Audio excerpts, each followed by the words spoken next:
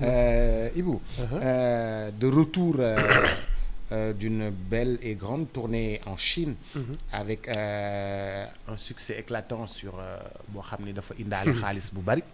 Ah waaw, près de 2000 milliards yoo xam ni war na ko fa jële. Mais ce qui a été retenu grandement, c'est qu'en fait un peu des menaces que le Premier ministre a proférées, disant que man su ma nekkoon président wax ji du bëri ci réew mi ñu bëri ñuy wax dañuy raser su ma nekkoon président ñu bëri dañoo war a noppi di raser les murs su ma nekkoon président ñu xam. Mais moom il tenait le même discours quand il était dans l'opposition wala da nga fàtte loolu. Non, il a pas dit. Dans l'opposition la même chose, il a pas dit la même chose. C'est le même discours. Moom quand il tenait des conférences de presse. On lui posait pas de questions. kenn du wax. man may wax. Ah. waaw loolu déclaration la. Non mais c'est. loolu déclaration la va faire une déclaration. Non, il a toujours agi comme ça. Non, mais xam nga ak li nga bëgg.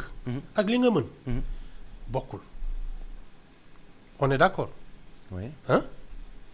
Man de ni ma xamee Sénégal yi yàlla su wàccoon sax nee na ñëpp noppi di nga ci am kenn ku la ne waa yow.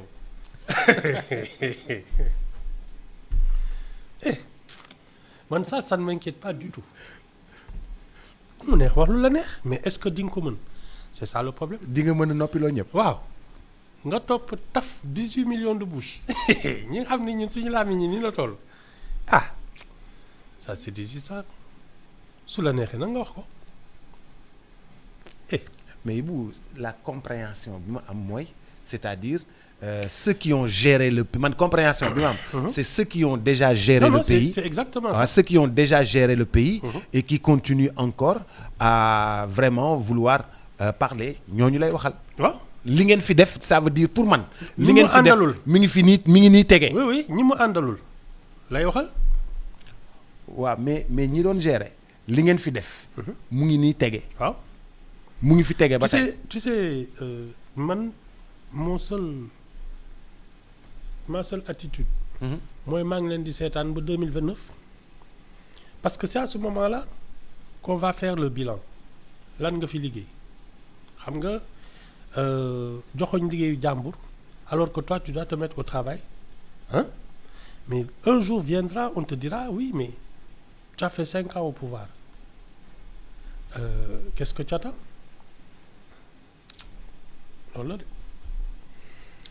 moi je pense que quand tu as des responsabilités que tu exerces le pouvoir oups c'est pas le travail des autres parce que même pour ta communication hein ça n'a pas de sens yow da ngay il faut démontrer le mouvement en marchant yaa ngi def parce que ce sont les faits qui parlent qui font le plus de bruit fii nii la meloon melatu ko voilà soppi naa ko voilà ci la ñuy naan effectivement kon kii ñun xaw nañ dee c'est un peu ce que les Sénégalais ont dit quand Wade a commencé ses grands travaux ñun ndekki xaw nañ dee góor gi dolli ñu.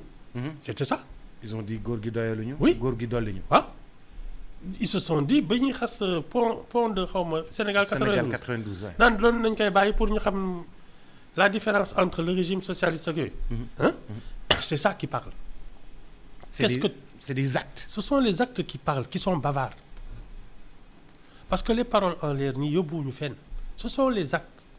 xanaa ce sont les actes moo tax Macky Sall nekk omniprésent ñoom BRT ñoom TER ñoom pont ñoom autoroute à péage. C'est ça ils sont en train de lui faire ça comme. nu mu tuddati ñoom stade bi ñoom prolongement autoroute bi. Ils sont en train de lui faire ça ñoom ñaari stade yi centre de conférence bi moo tax Macky Sall reste omniprésent. Ah ils sont en train de faire ça comme c'est tout jarul muy wax dem na yoonam. nit ñi li mu fi bàyyi ñu ngi koy xool léegi nag ñi mu metti ak ñi mu mettiwul ñoo fi des ñi naan lii du dara ñi naan lii dara la ñoo fi nekk di ci coow moom nee na fes coow lee fi des non je trouve que la seule manière de démontrer que celui qui était là n'était pas bon c'est de faire mieux que lui. Tout le reste buups amaluñu benn njariñ Mais Ibou, ça va être difficile de montrer que Macky Sall n'était pas bon si ce n'est que des Mais Boubs, il n'était pas bon. Il n'était pas bon. Non. Mais Macky Sall n'était pas bon. Ça va être difficile de démontrer tout ça. Non, il n'était pas Non, bon. parce que Macky Sall lu mu def yëpp ay édifice la. lu mu def Non, yëpp dafa taxaw. mais yow man daal danaa bàyyi di wax ak yow. waaw yow dañuy waxtaan Ibou. Non, danaa bàyyi di wax ak yow. Man maay Ousmane Ndiaye compliqué. Boubs, waaw. les ressources humaines se sont affaissées. Le Sénégalais est devenu médiocre.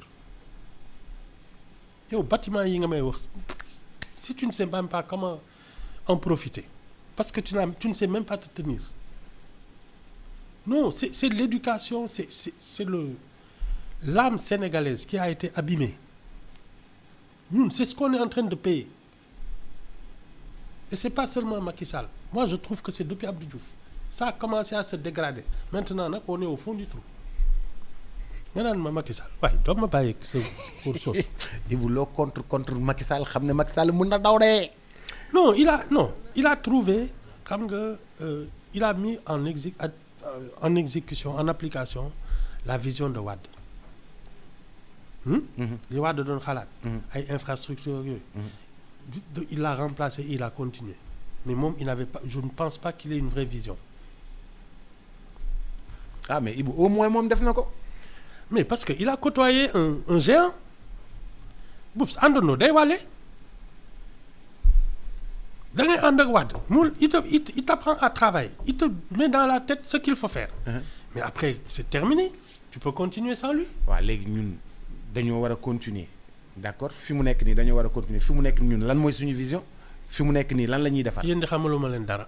non Ibou il faut nga xamal ñu dara. xamaluma leen dara lan la ñu war a defar fi mu nekk nii. man de xamaluma leen dara. Ibou tu dois nous accompagner. nous les 54%. man mukk xamaluma leen dara dama tegle samay tànk di leen seetaan ngeen di xuloo ak di xeex. Non Boubs, tout est dans les ressources humaines. Il faut construire le citoyen. Après le citoyen va bâtir son pays. Loolu laa gëm de. Il faut que chinois yi ñëw tabaxal ñu fii bàyyi li ngay def. Oui mais si mën nañ ko tabax. Après ñun on ne peut pas entretenir. Les bâtiments vont s'effondrer. ñu defal ñu fi ay autorail ak yooyu. On ne sait pas les réparer, on ne sait pas les entretenir. Suñu chinois yi mere yëpp màbb. À quoi ça sert? Man jënd xam-xam bi laa wax. Il faut apprendre à travailler. Loolu nga war a jënd. xam nag ngay defaree sa dëkk. Après nag selon toi notre histoire, notre géographie, nos ressources naturelles, on va construire le Sénégal qui sera authentique. Construit par ces Sénégalais. Mais c'est pas aller chercher des Turcs, des Chinois, des kii tey nga di que les Russes yi ñëw ëllëg Brésiliens yi ak yooyu, mais ça va ressembler à quoi? Mais pourtant les Chinois sont inspirants. Non, il faut Boubs. Les Chinois sont inspirants. Boubs, xam nga ñun c'est quoi notre problème? Ñun ils nous montrent la lune, on regarde leurs doigts. Boubs xam-xam bi moo am solo. C'est pas les apparences, c'est le savoir. Comment ils ont fait. Bés bu ñu ko xamee danañ defar suñu dëkk. Vraiment. Non xam nga dama seetaan benn film ci week-end bi. Sur la Formule 1. La Formule 1, ouais. Boubs, sur le niveau de précision, d'élaboration que nga xam ne il te change une roue en 4 secondes. Oui. Hein? Oui.